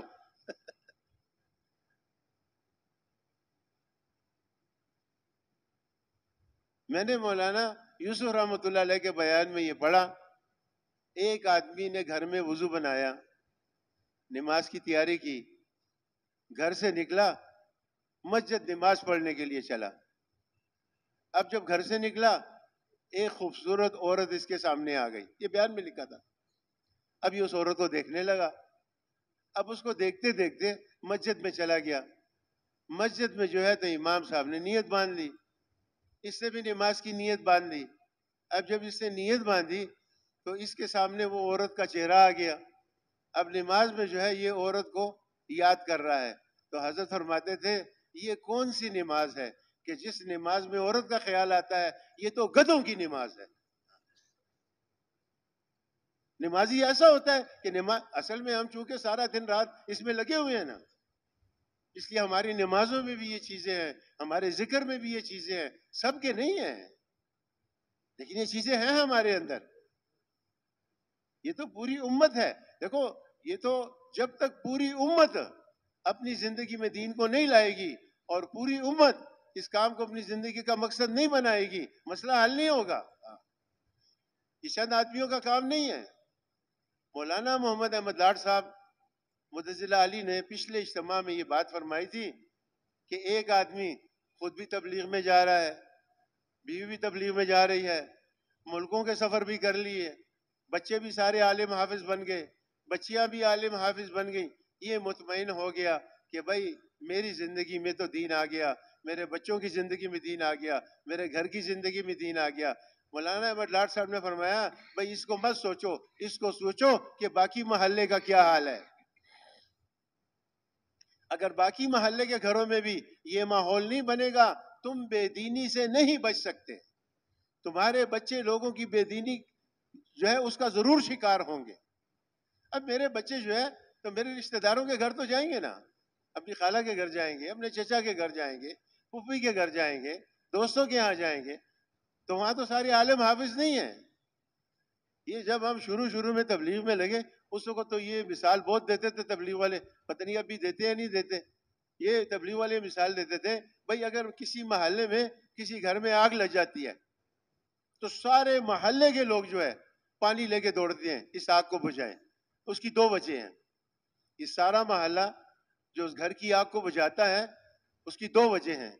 ایک وجہ تو یہ ہے کہ بھئی آگ کو بجھاؤ, کوئی جانی مالی نقصان نہ ہو جائے, یہ لوگ نقصان سے بچ جائیں, آگ کو بجھاؤ. ایک تو یہ وجہ ہے. دوسری وجہ یہ ہوتی ہے اگر اس گھر کے آگ کو ہم نے نہیں بجھایا, یہ آگ کہیں ہمارے گھر کو بھی نہ جلا دے. حضرت فرماتے تھے ایک ماچس کی تیلی جو ہے وہ پورے جنگل کو جو ہے تو جلا سکتی ہے. ایک ماچس کی تیلی. ہم اپنی دینداری پہ مطمئن نہ ہوں کہ ہم تو دیندار ہیں, ہمارے بچے دیندار ہیں. پوری امت, صحابہ کرام جو تھے وہ جہاں بھی جاتے تھے وہ اس نیت سے, اس ارادے سے, اس جذبے سے, اور انہوں نے جو دنیا کو پلٹا دیا ہے وہ ایسے ہی نہیں دیا. نبیوں نے بھی کسی نقشے کا اثر نہیں لیا, صحابہ نے بھی کسی نقشے کا اثر نہیں لیا. نبیوں سے بھی اللہ نے دین کا کام لیا, صحابہ سے بھی اللہ نے دین کا کام لیا. ہم جب تک اپنے اندر یہ صفات پیدا نہیں کریں گے, ہم دنیا کے اندر تو دین کو چھوڑو, محلے کے اندر تو دین کو چھوڑو, ہم اپنے بیوی اور بچوں کی زندگی میں دین نہیں لا سکیں گے. یہ حضرت کے الفاظ تھے, غور سے سنو. حضرت فرماتے تھے اگر تم دعوت کے کام کو مقصد بنا کے پوری امت کو اس پہ نہیں لاؤ گے, دین تمہارے گھر کی چوکاٹ کے اندر بھی داخل نہیں ہوگا. ہم تو تبلیغ جب کریں گے ہمیں تو حضور کو دیکھنا پڑے گا, ہمیں تو صحابہ کو دیکھنا پڑے گا. اسی لیے ہمیں دعوت دینی پڑے گی. اللہ بڑا ہے, اللہ خالق ہے, اللہ مالک ہے, اللہ رازق ہے. اللہ کے علاوہ جو کچھ بھی ہے یہ محتاج ہے اللہ کے ارادے کا, اس کے اندر کچھ بھی نہیں ہے. یہ ہمیں کہنا پڑے گا. دکان میں بھی کہیں گے, دفتر میں بھی کہیں گے, شادی میں جائیں گے وہاں بھی کہیں گے, یہ ہمیں کہنا پڑے گا. اب کسی جگہ چلے وہ کچھ باتیں کریں ہم بھی ان کے ساتھ شامل ہو گئے, نہیں بھائی دائی ایسا نہیں ہوتا. صحابہ جہاں پر بھی گئے صحابہ نے تو دوسروں کو پلٹا دیا. ہم گئے انڈونیشیا, اجتماع تھا وہاں, نظام الدین سے بھی جماعت آئی تھی ہندوستان سے. یہ جہاں بھی اجتماع ہوتا ہے ریونڈ سے بھی جماعت جاتی ہے, ہندوستان سے بھی بزرگ آتے ہیں. تو وہاں سے وہ بزرگ آئے ہوئے تھے. خیر ان میں ایک بزرگ تھے, وہ مولانا محمد یوسف صاحب رحمۃ اللہ علیہ کے صحبت یافتہ تھے. وہ بڑے قصے کرتے تھے. خیر وہاں 5 اجتماع تھے انڈونیشیا میں, تو دور دور تھے, تو جہازوں کا سفر ہوتا تھا کیونکہ سمندر میں جو ہے بہت وقت لگتا ہے, وہاں سارا سمندر ہے. تو جہازوں میں 1 گھنٹے میں ہم وہاں پہنچ جاتے تھے جہاں سمندر میں 2-3 دن میں پہنچتا ہے آدمی. تو ایک دن وہ بزرگ جہاز میں میرے ساتھ بیٹھے ہوئے تھے, ہم آپس میں باتیں کر رہے تھے. تو انہوں نے مجھے وہ قصہ سنایا کہ جب صحابہ کرام رستم کے دربار میں گئے تو کیا ہوا. حیات الصحابہ میں بھی اتنی تفصیل نہیں ہے, اور جگہ بھی بزرگوں سے اتنی تفصیل سے میں نے نہیں سنا, لیکن ان بزرگوں نے اتنی تفصیل سے جہاز میں بیٹھے ہوئے اور انہوں نے سنایا. انہوں نے کہا جب رستم نے صحابہ کو دعوت دی کہ آپ آؤ اور میرے ساتھ ملاقات کرو, اور وہ صحابی رضی اللہ تعالیٰ اپنی چھوٹی سی گدی پہ بیٹھ کے گئے, تو اس سے پہلے انہوں نے بڑا اہتمام کیا تھا. انہوں نے کہا اتنا سجایا تھا انہوں نے اپنے دربار کو کہ صحابہ پہ روب پڑے. 25 من کا تو اس کا تاج تھا صرف, جو اوپر زنجیروں سے باندھا جاتا تھا اور پھر اس لا کر اس کے سر کے اوپر سیٹ کیا جاتا. حضرت فرماتے تھے یہ جتنے بھی کافر بادشاہ گزرے ہیں بڑے بڑے, ان سب کو کسرا کہا گیا ہے. یہ کسرا ایک نہیں تھا, یہ جتنے بڑے کافر بادشاہ ہیں سب کو کسرا کا نام دیا گیا ہے. تو رستم نے ان کو بلایا, تو صحابی رضی جب گئے, کہتے ہیں انہوں نے اتنا قیمتی قالین بچھایا تھا کہ وہ قالین جب فتح ہوا تو پتہ نہیں وہ 1 فٹ جو ہے وہ کئی ہزار درہم کا جو ہے بکا. اتنا قیمتی قالین تھا. اور ان کی کرسیاں اور ان کے جو سپاہی تھے, انہوں نے کہا سارے دربار کے سپاہی جو تھے ان کی صرف آنکھیں دکھائی دے رہی تھی, باقی جسم کا کوئی حصہ نہیں, سب لوہے میں چھپے ہوئے, اور تلواریں ہاتھ میں پکڑی ہوئی اور نیزے ہاتھ میں پکڑے ہوئے. اور انہوں نے یہ کہا, یہ بات میں نے ان سے سنی, انہوں نے کہا کہ دربار تو دربار تھا, دربار کے باہر ایک بہت وسیع میدان بھی تھا، اس میدان کو بھی انہوں نے اس دربار کے ساتھ ملایا ہوا تھا، اور اس جگہ پر انہوں نے 1,00,000 سپاہی کھڑے کیے تھے، 50,000 اس طرف اور 50,000 اس طرف. اب سوچو یہ کیسا دربار ہوگا. اور یہ صحابی رضی اللہ تعالیٰ نے ہے. ہائے ہائے، میں کیا کہوں آپ سے، بزرگوں کی باتیں ہیں. اللہ پاک مجھے بھی عمل کی توفیق دے، آپ حضرات کو بھی دے. یہ جب نمرود ابراہیم علیہ السلام کو آگ میں پھینکنے لگا تو فرشتے آ گئے. وہ اتنی بڑی آگ اس نے جلائی تھی، بے وقوف نے، اتنا بدبخت تھا. بھائی ایک آدمی کے جلانے کے لیے اتنی بڑی آگ، اس کی کیا ضرورت ہے؟ لیکن وہ سمجھتا تھا یہ معمولی آدمی نہیں ہے، یہ اللہ کا رسول ہے. اس لیے اتنی عظیم الشان آگ جلائی کہ کوئی پرندہ بھی اس پر سے نہیں گزر سکتا تھا. اور جب ابراہیم علیہ السلام کو پھینکنے کا وقت آیا تو اب یہ سوچتے تھے کہ اس آگ کے قریب کون جائے گا. اتنی بڑی آگ انہوں نے جلائی. اب اتنی بڑی آگ جلی ہو اور ایک آدمی کو بیچ میں پھینکا جا رہا ہو تو بڑا مضبوط ایمان بھی ہو، تھوڑا سا تو آدمی سوچتا ہے، گھبراتا ہے. لیکن نبیوں کے ایمان، حاجی صاحب فرماتے تھے کہ یہ پہاڑ جو ہوتے ہیں، ان پہاڑوں کے اوپر بعض اوقات ایک سوراخ ہوتا ہے جو پہاڑ کی کھو میں گیا ہوتا ہے.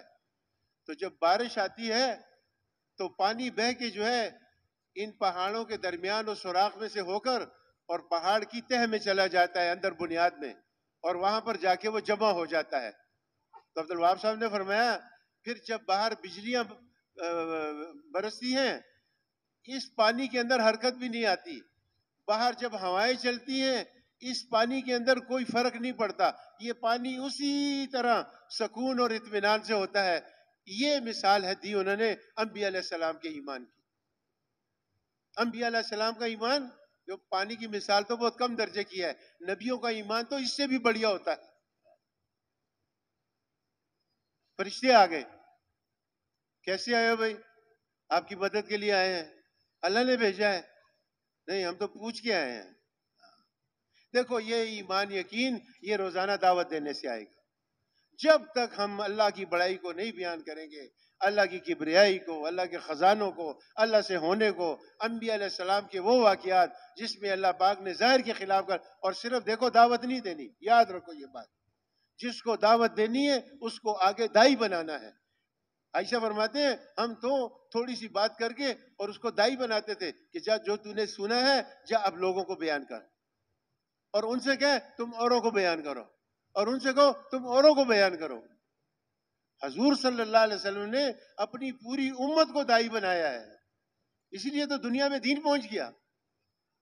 یہ صحابہ یہ نہیں تھے کہ بھائی نمازی بن گئے بس اپنی جو مکہ مدینہ میں نمازیں پڑھ رہے ہیں. نہیں، انہیں پوری امت کو نمازی بنایا، انہیں پوری امت کو اخلاق والا بنایا، انہیں پوری امت کو حضور کے فکر والا بنایا، ان کے پوری امت کو دائی بنایا. اسی لیے تو دعوت کا کام آج تک چل رہا ہے.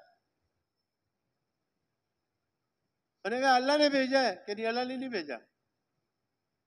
پوچھ کے اجازت لے کے آئے.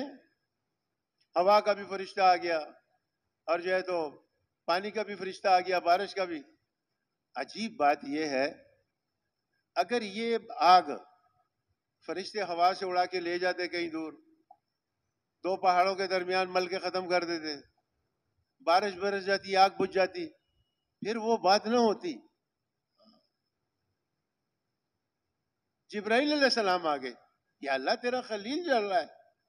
تو پھر یا اللہ ہم جائیں تیرے خلیل کی مدد. وہ آسمانوں میں جو ہے ہلچل مچ گئی، یا اللہ تیرا خلیل جل رہا ہے. وہ دیکھ رہا ہے دیکھنے والا، جس نے مجھے پیدا کیا ہے، جو میرا خالق و مالک ہے، دیکھ رہا ہے. حضرت فرماتے تھے دیکھو جتنی قوت اور جتنی طاقت اس حدیث میں ہے، بہت ہی زیادہ طاقت ہے اس حدیث کے اندر. کہ اللہ پاک فرماتے ہیں جس کا مفہوم یہ ہے میں بندے کے ساتھ وہی معاملہ کرتا ہوں جیسا وہ میرے ساتھ گمان کرتا ہے. حضرت فرماتے تھے ابراہیم علیہ السلام کو 100% گمان تھا یہ آگ مجھے نہیں جلا سکتی. میں اللہ کے دین کا کام کرتا ہوں، میں دائی ہوں، اللہ کی مدد میرے ساتھ ہے. ان کا اور میرا جو جھگڑا ہے، میرا کوئی ذاتی جھگڑا تو نہیں ہے، کوئی پلاٹ تو نہیں دبایا ان کا، میں نے کوئی پلازا تو نہیں دبایا، کوئی پیسے تو نہیں دینے. میرا ان کے ساتھ کوئی ذاتی معاملہ تو نہیں ہے، میں تو ان کو اللہ کی طرف بلاتا ہوں، میرا تو ان کا یہ جھگڑا ہے. میں کہتا ہوں اللہ کی طرف ہو، یہ کہتے ہیں نہیں تو اللہ کی طرف مت بلا. تو آپ جس کی طرف بلاتا ہے، میں آپ کو کیا بتاؤں. مولانا محمد یوسف صاحب رحمۃ اللہ فرماتے تھے کہ کسی ملک میں بغاوت ہو جاتی ہے، کسی ملک میں مثال کے طور پر بغاوت ہو جاتی ہے، ساری عوام بادشاہ کے خلاف ہو جاتی ہے. اس وقت ایک آدمی اٹھ کے اور ساری عوام کو کہتا ہے دیکھو یہ بادشاہ بہت اچھا آدمی ہے، دیکھو اس بادشاہ کے ساتھ ایسا مت کرو، دیکھو اس کے خلاف مت چلو، دیکھو اس کا ساتھ دو، اس کی مدد کرو، اس کی حمایت کرو. حضرت فرماتے تھے اس وقت میں یہ آدمی بادشاہ کو کتنا اچھا لگے گا. فرمایا اسی طرح سارے احکامات ٹوٹے ہوئے ہیں، حضور کے طریقے مٹے ہوئے ہیں. اب اگر اس وقت میں کوئی اٹھ کے کہتا ہے اے لوگو اللہ کے حکم کو مانو، اے لوگو حضرت محمد صلی اللہ علیہ وسلم کے طریقے کو پورا کرو، یہ آدمی اللہ کو کتنا پسند ہوگا. ہم سوچ نہیں سکتے یہ کتنا بڑا کام ہے، یہ کتنا اونچا کام ہے، یہ کتنا قیمتی کام ہے. یہ معمولی کام نہیں ہے، یہ نبیوں والا کام ہے جو اللہ نے ہمیں دیا ہے. جبرائیل علیہ السلام، یا اللہ آپ کا خلیل چل رہا ہے، اللہ بھائی پھر یا اللہ ہم جائیں مدد کریں. اللہ نے فرمایا چلے جاؤ، دیکھ لو تمہارا خلیل ہے کہ ہمارا خلیل ہے. دیکھ لو تمہارا خلیل ہے کہ ہمارا خلیل ہے. حاجی صاحب فرماتے تھے جب تم دعوت دو گے تو دعوت دیتے دیتے تم ایسے مقام پہ پہنچو گے کہ تم پھر یہ کہو گے اے اللہ جو تو چاہے گا ہم بھی وہی چاہتے ہیں، جو تجھے پسند ہے وہ ہمیں بھی پسند ہے. یا اللہ جو تیرا دوست ہے وہ ہمارا بھی دوست ہے، یا اللہ جو تیرا دشمن ہے وہ ہمارا بھی دشمن ہے. عائشہ فرماتے تھے دعوت دیتے دیتے تمہیں اللہ پاک کے ساتھ محبت ہو جائے گی. ایک دن عائشہ بیان فرما رہے تھک گئے، اللہ کی محبت پہ بیان کیا. آخر میں کہا اصل میں بات یہ ہے تم لوگوں نے اللہ پاک کی محبت کا مزہ چکھا نہیں ہے، ورنہ تو تم اس کام کو اپنی زندگی کا مقصد بنا لیتے. ہمیں کیا پتہ ہے اللہ کی محبت کیا ہوتی ہے الا ماشاء اللہ. جن لوگوں کو اللہ کی محبت، اچھا چلو ہمیں اللہ کی محبت نصیب نہیں ہے، ہم نے کوشش کتنی کی ہے اس کے لیے. ہماری نماز، ہماری تلاوت، ہماری عبادت، ہماری دعا، آج دعاؤں کا کیا حال ہو گیا؟ توجہ ہی نہیں ہے. ہمارے یہ مرکز کے جو امام صاحب ہیں یہ 1 منٹ کی دعا کراتے ہیں. آج دیکھ لینا عشاء کے بعد ہم یہ 1 منٹ کی دعا نہیں مانگ سکتے ہیں. بعض لوگ تو مانگتے نہیں ہیں، اٹھ کے چلے جاتے ہیں. اور بعض لوگ جو ہے وہ دیکھتے ہیں دعا مانگ رہے ہیں پھر امام کو دیکھتے ہیں دعا ختم کی ہے نہیں کی. میں بھی کبھی کبھی دیکھتا ہوں اتنی لمبی دعا، اور آپ گھڑی کو دیکھو یہاں 45 سیکنڈ ہے، یہاں 1 منٹ ہے. حاجی صاحب نے فرمایا مولانا محمد الیاس صاحب رحمۃ اللہ علیہ ایسے دعا مانگتے تھے جیسے کوئی کسی کی منت کرتا ہے. اے اللہ تو کر دینا، اے اللہ تو ہدایت کو عام کر دے، اے اللہ تو اس لوگوں کو دوزخ کی آگ سے بچا لے، یا اللہ خیر ہے نا، یا اللہ تو ان کو جنت میں بھیج دے، یا اللہ تو جہنم کی آگ کو سے بچا دے، یا اللہ تو اپنی قدرت سے ایسے اسباب پیدا فرما، یا اللہ تو امت کو بچا لے، یا اللہ امت کو دین پہ. ایسے دعا مانگتے. ان لوگوں سے دین پھیلا ہے. ہمیں بھی دعوت کے ذریعے اپنے اندر یہ صفات لانی پڑیں گی. جب خروج میں جائیں گے خروج میں یہ محنت کریں گے، جب مقام پہ ہوں گے مقام پہ یہ محنت کریں گے.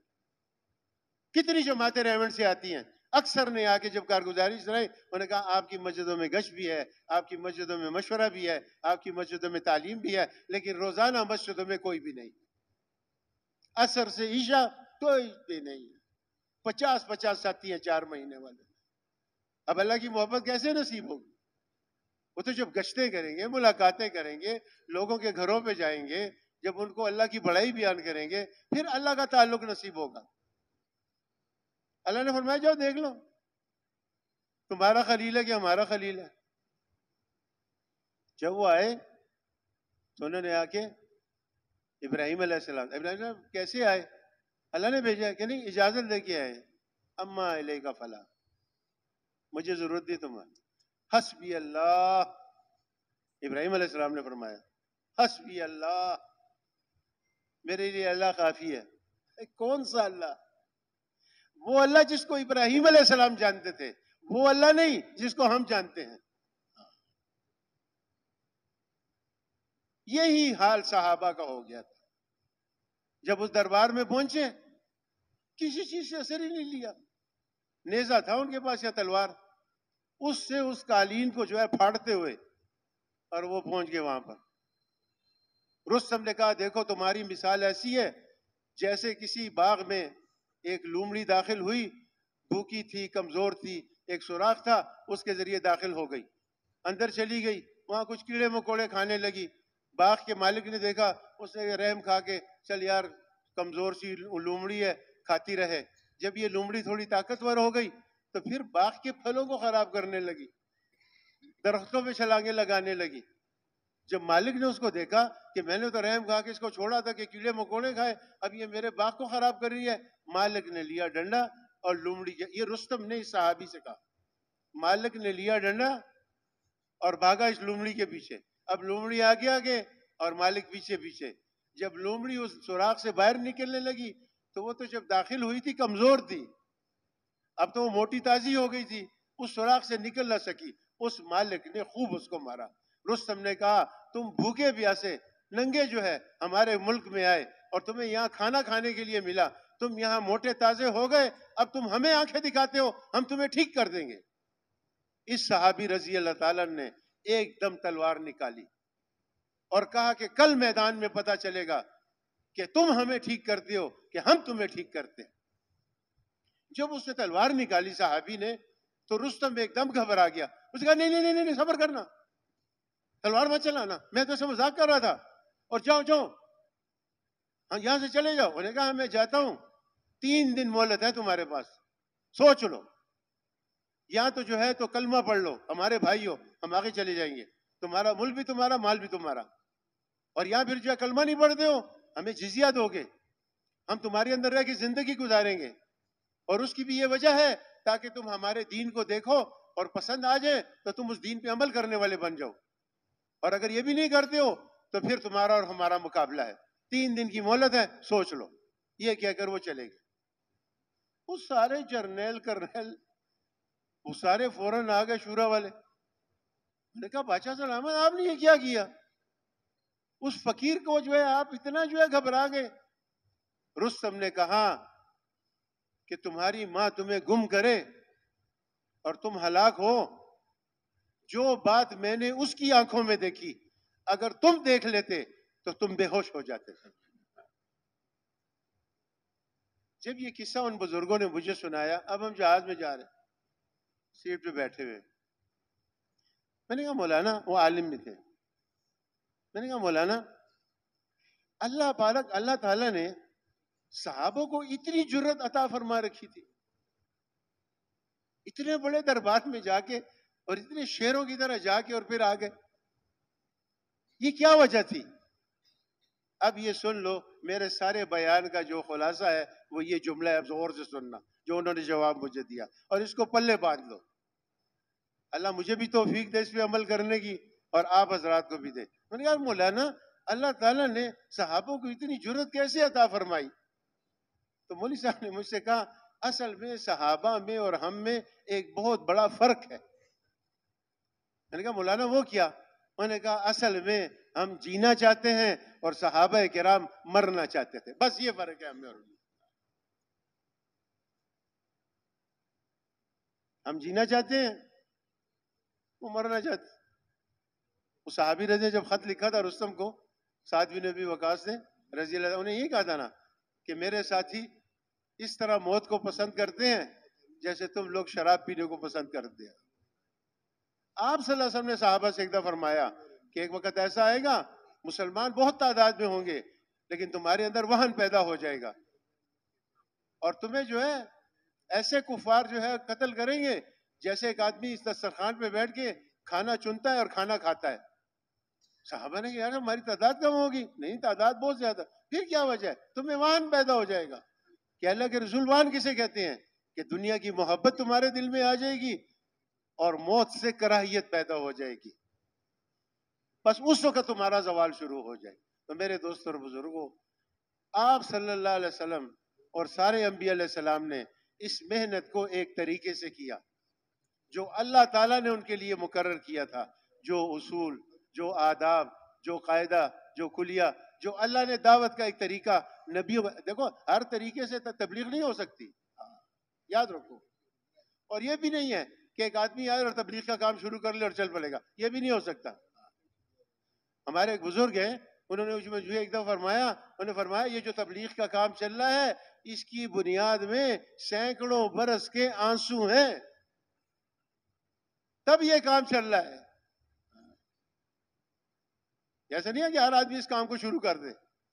اس کام کی بنیاد بہت مضبوط ہے، اس لیے میرے جیسا کمزور آدمی بھی اس کام کو کر رہا ہے اور اللہ اس سے کام لے رہے ہیں. اور ہم سب ایسے ٹوٹے پھوٹے اللہ پاک کام لے رہا ہے. اس کی بنیاد بہت مضبوط ہے. سینکڑوں برس کے آنسو ہے انہوں نے کہا، اور کتنا رونا دھونا ہے. اب تو بزرگ ہمیں کہہ کے تھک گئے، بھائی رات کو اٹھ کے رو، رات کو اٹھ کے رو. ہم رونا آتا ہی نہیں ہے، اتنے دل سخت ہو گئے. اور یاد رکھو یہ بات، اس وقت جو حالات ہیں ہمارے ملک کے اور ساری دنیا کے مسلمانوں کے، میں کہتا ہوں آپ ساری دنیا کو چھوڑ دیں، یہ جتنا مجمع یہ بیٹھا ہوا ہے بمائے میرے، میں قسم کھا کے اگر کہوں تو میں اس میں جھوٹا نہیں ہوں گا. یقین جانو اگر آج رات سے اٹھ کر ہم سارے اللہ کے سامنے رونا شروع کر دے، میں قسم کھا کے آپ کو کہتا ہوں اللہ پاک بہت جلد جو ہے یہ سارے حالات ٹھیک کر دیں گے. کیا خیال ہے، روئیں گے یا نہیں روئیں گے؟ یہ نہ ہو کہ یہاں سے اٹھے اور سب کچھ بھولا ہو. آج بیٹھ جاؤ اللہ کے سامنے. ابھی ہم ریونڈ گئے تھے تو وہاں ساتھی نے بتایا، میں نے کہا ساتھی کہتے ہیں ہمارے کام نہیں بنتے. بھئی کام تو ان لوگوں کے بنتے ہیں جو توجہ اور دھیان کے ساتھ ایک جگہ بیٹھ کے اللہ کا ذکر کرتے ہیں، ان کے کام بنتے ہیں. اس ذکر سے کام نہیں بنتے جو ذکر ہم کرتے ہیں. چلتے پھرتے سودا بھی بیچ رہے ہیں، ذکر بھی کر رہے ہیں، بچے کو بھی بلا رہے ہیں، پانی بھی پی رہے ہیں، کھانا بھی کھا رہے ہیں اور ذکر کرتے نہیں. تھوڑا وقت نکالنا پڑے گا. بیٹھ جاؤ ایک طرف اور ذکر کرو. دیکھو اللہ کا تعلق نصیب ہوتا ہے یا نہیں ہوتا؟ کون کون کرے گا انشاءاللہ؟ ہاں کوشش کرو. شروع میں شیطان جو ہے نا دھوکہ دے گا ہمیں، کیونکہ نفس نہیں مانتا. ہاں تھوڑا سا ذکر کرو گے کوئی بات یاد کرائے گا، پھر تھوڑا ذکر کرو گے پھر آپ کو نہیں وہ کام کر لے، پھر یہ کرنا. بس بیٹھے رہو جب تک تسبیحات پوری نہ ہو جائیں، مت اٹھو. اور یہ استغفار کی تسبیح جو ہے نا اس میں رہو. ہم ایک دفعہ آئی صاحب کے پاس گئے، عبدالوہاب صاحب کے پاس، کہا یار یہ مجھے ہسپتال لے کے میں بیمار ہوا تھا، وہ کوئی آ رہا ہے یہاں سے خون نکال رہا ہے، کوئی یہاں سے، میں تو پریشان ہو گیا. میں نے کہا اللہ میں کیا کروں؟ یہ حاج صاحب نے فرمایا ہمیں. میں نے کہا یہ حاج صاحب پھر کیا کیا آپ نے؟ میں سوچتا رہا میں کیا کروں. پھر اللہ پاک نے میرے دل میں ایک بات ڈالی، اللہ نے میرے دل میں ڈالا کہ استغفار کرو. تو میں نے رب اغفر لی پڑھنا شروع کیا. تو جب میں نے 3000 دفعہ پورا کیا اللہ پاک نے مجھے ٹھیک کر دیا. اور ڈاکٹر نے کہا اس کو لے جاؤ گھر لے جاؤ، بس یہ ٹھیک ہو گیا ہے، اس کی چھٹی ہے. اور یہ سارے مجھے لے کے پھر جو ہے تو ریونڈ آ گئے. ایک دفعہ عائشہ نے فرمایا، دیکھو توجہ سے سنیں یہ بات، یہ بڑوں کی باتیں ہیں، اللہ ہم سب کو عمل کی توفیق عطا فرمائے. حاشف نے فرمایا یہ استغفار دو، اللہ پاک نے ہمیں ایسی عجیب چیز عطا فرمائی ہے کہ ہوگا غم. دیکھو یہ حدیث میں آتا ہے، یہ حدیث ہے، یہ کسی بزرگ کی بات نہیں ہے، حدیث میں آتا ہے جس کا مفہوم یہ ہے کہ جب آدمی استغفار کو لازم پکڑ لیتا ہے اللہ پاک ہر مشکل میں اس کے لیے راستے بناتے ہیں. اور عائشہ نے فرمایا ہاں، اور ایسی جگہ سے رزق عطا فرماتے ہیں جہاں سے اس کو گمان بھی نہیں ہوگا. اور عائشہ نے فرمایا ہوگا غم، اس کے اندر سے خوشی نکلے گی. یہ حدیث میں آتا ہے. کیا چیز جی؟ ہوگا غم. یہ لوگ آتے ہیں ہمارے پاس یہاں، یا میرا مسئلہ ہے، میرا مسئلہ. کل بھی ایک آدمی آیا، کہا جی کاروبار نہیں ہے، روزگار نہیں ہے، بڑا پریشان ہوں. اور ایسے ایک نہیں، یہ سارا ملک اس لپیٹ میں آیا ہے، بلکہ ساری دنیا ہی. میں نے اسے کہا بھائی ہم نے تو حاج صاحب سے سنا ہے کہ مولانا محمد الیاس صاحب رحمۃ اللہ علیہ کے پاس جب کوئی آتا تھا کہ حضرت میرا ایک مسئلہ ہے, ذرا دعا کر دیں. تو مولانا محمد الیاس صاحب رحمۃ اللہ فرماتے تھے, بھائی جب تبلیغ والے اپنی مسجد کا مقامی گشت کرتے ہیں اور گشت سے پہلے جب یہ دعا مانگتے ہیں, اس دعا میں شریک ہو جاؤ, یہ دعا قبول ہے. پھر حاجی صاحب نے فرمایا, عبدالوہاب صاحب نے, گشت سے پہلے کی جو دعا ہے یہ تو اللہ کے عرش کو ہلا دینے والی دعا ہے. ہم اللہ سے تعلق تو بنائیں. یہ نفس بہت کہے گا یار اس کو کہو, اس کو نہیں کہنا ہے ہم نے. اے اللہ تجھی سے ہی کہیں گے. پھر نفس کہے گا اس کو کہو, اس کو کہو. ہم تو 2 رکعت نفل پڑھتے ہیں اور دعا مانگتے ہیں, اللہ سے مانگتے مانگتے ذہن میں خیال آ جاتا ہے فلانے آدمی کو کہہ دوں گا وہ میرا کام کر لے گا, فلانے افسر کو کہہ دوں گا وہ میرا کام. نہیں بھائی ایسا نہیں, یہ مشق ہے. فلانے افسر کو نہیں کہنا. صحابہ اس زندگی کو لے کر نکلے ہیں, پھر ان کے مقابلے میں کوئی نہیں ٹک سکا دوست. ساری دنیا گھٹنے ٹیک کے ان کے سامنے جو ہے آ گئی, کیونکہ صحابہ کرام نے حضرت محمد صلی اللہ علیہ وسلم کا لایا ہوا دین 100% دین اپنی زندگی میں لے آئے تھے, اور آپ صلی اللہ علیہ وسلم کی محنت کو اپنی زندگی کا مقصد بنا لیا. کوئی چیز ان کی محنت میں رکاوٹ نہیں تھی. آخر ہم سوچے تو صحیح, حنظلہ رضی اللہ تعالیٰ کو اتنی جلدی تھی کہ شادی کی پہلی رات, اور پہلی رات کی بیوی کو چھوڑ کے, دلہن کو چھوڑ کے, اور غسل بھی نہیں کیا اور اللہ کے راستے میں شہید ہو گئے. اتنی جلدی تھی ان پر. یہ کام اہم ہے, امت کو بتایا کہ یہ سب سے ضروری کام ہے, سب سے پہلے اس کو کرنا ہے. اور حضرت عجیب بات فرماتے تھے. حضرت جب یہ واقعہ سناتے تھے, حضرت فرماتے تھے حنظلہ رضی اللہ تعالیٰ نے جو ہے وہ مسجد کے 8 گھنٹوں میں شہید نہیں ہوئے, وہ گھر کے 8 گھنٹوں میں شہید ہوئے ہیں. ہم تو مسجد میں تبلیغ والے, مارکیٹ میں مارکیٹ والے, دفتر میں دفتر والے, بازار میں بازار والے. جو مارکیٹ کا اصول ہے وہی ہمارا اصول ہے. نہیں, صحابہ ایسے نہیں تھے. صحابہ مسجد میں بھی تبلیغ والے, صحابہ گھر میں بھی تبلیغ والے, صحابہ جو ہے تو اپنے والدین کے ساتھ بھی تبلیغ والے, جب بچوں کے ساتھ رہتے تبلیغ والے. پہلی رات کی دلہن کے پاس بھی جب ان کا وقت گزرا اس میں بھی وہ تبلیغ والے. ان کا فکر, ان کا ذہن, ان کی سوچ وہ جو ہے تو اللہ کے دین اور اللہ کی دین کی محنت کی تھی. حضرت فرماتے تھے یہ کام ہمارے جسم کا حصہ بن جائے, اس محنت کو ایسے کرو یہ کام ہمارے جسم کا حصہ بن جائے. پھر عجیب بات فرمائی, فرمایا حال کس کو کہتے ہیں؟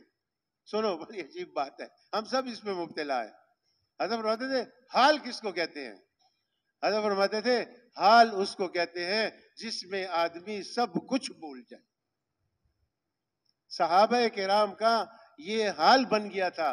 ان کو ایک اللہ اور اس کے رسول کا یاد تھی, باقی سب کچھ بھول گئے تھے.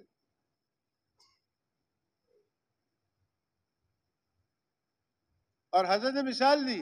حضرت فرماتے تھے ایک آدمی کا بٹنوں کا کارخانہ ہے مثال کے طور پر. یہ بٹن ہے نا, یہ جو قمیض میں لگا ہوا ہے, یہ کوٹ میں بھی لگا ہوتا ہے, آج کل بوٹوں میں بھی لگے ہوتے ہیں, پتہ نہیں کس کس چیز میں لگاتے ہیں آج کل. حضرت فرماتے تھے ایک آدمی کا بٹنوں کا کارخانہ ہے. تو جب یہ کسی شادی میں جاتا ہے نا, یہ لوگوں کے بٹن دیکھتا ہے. لوگ آج کل کون سا ڈیزائن پسند کرتے ہیں, کون سا رنگ پسند کرتے ہیں, میرے کارخانے میں آئندہ کیسا بٹن بننا چاہیے. جو یہ جوتوں کا کام کرتے ہیں نا, وہ شادیوں میں لوگوں کے بوٹ دیکھتے ہیں, کس قسم کے لوگ بوٹ پسند کرتے ہیں, کون سے ڈیزائن کی چپلی پسند کرتے ہیں. اب یہ اس کا حال بن چکا ہے, سمجھا. حضرت فرماتے تھے آج ہم سے کوئی پوچھتا ہے, دیکھو یہ ساری باتیں ہمارے ساتھ لگی ہوئی ہیں, ہنسنے کی بات نہیں ہے, ہم نے اس کی اصلاح کرنی ہے, یہ محنت ہے اسی لیے. حضرت فرماتے تھے آج ہم سے کوئی پوچھتا ہے بھئی آپ کا کیا حال ہے, ہم اس کو کہتے ہیں یار بیوی بہت بیمار ہے. ارے وہ ہمارا حال پوچھ رہا ہے, ہم اس کو بیوی کا حال بتا رہے ہیں. کہتے یار کیا حال ہے یار, کہتے ہیں بازار ڈیر خراب دے یار. وہ کہتا ہے تیرا کیا حال ہے, یہ اس کو دکان کا حال بتا رہا ہے. حضرت فرماتے تھے اس کے دل کے اندر دکان ہے, اس کے دل کے اندر بیوی کی بیماری. حضرت فرماتے تھے محنت کرتے کرتے ہم نے یہاں تک پہنچنا ہے, اگر ہم سے کوئی پوچھے بھئی آپ کے بیوی بچوں کا کیا حال ہے, آپ کے کاروبار کا کیا حال ہے, تو ہم اس کو جواب میں کہیں یار ہم تو یہ سوچ رہے ہیں کہ پوری انسانیت دوزخ سے کیسے بچے گی اور جنت میں کیسے جائے گی, ہم تو اس کو سوچ رہے ہیں. تو بیوی اور بچوں کا حال پوچھتا ہے, وہ جانے اور اللہ جانے, اللہ ان کا نگہبان ہے, ہم تو حضور والے فکر کو سوچ رہے ہیں. تو میرے دوستوں اور بزرگوں، خود بھی جو ہے ان صفات کو حاصل کرنا ہے، نبی والے کام والا بننا ہے اور پوری امت کو اس پہ لانا ہے.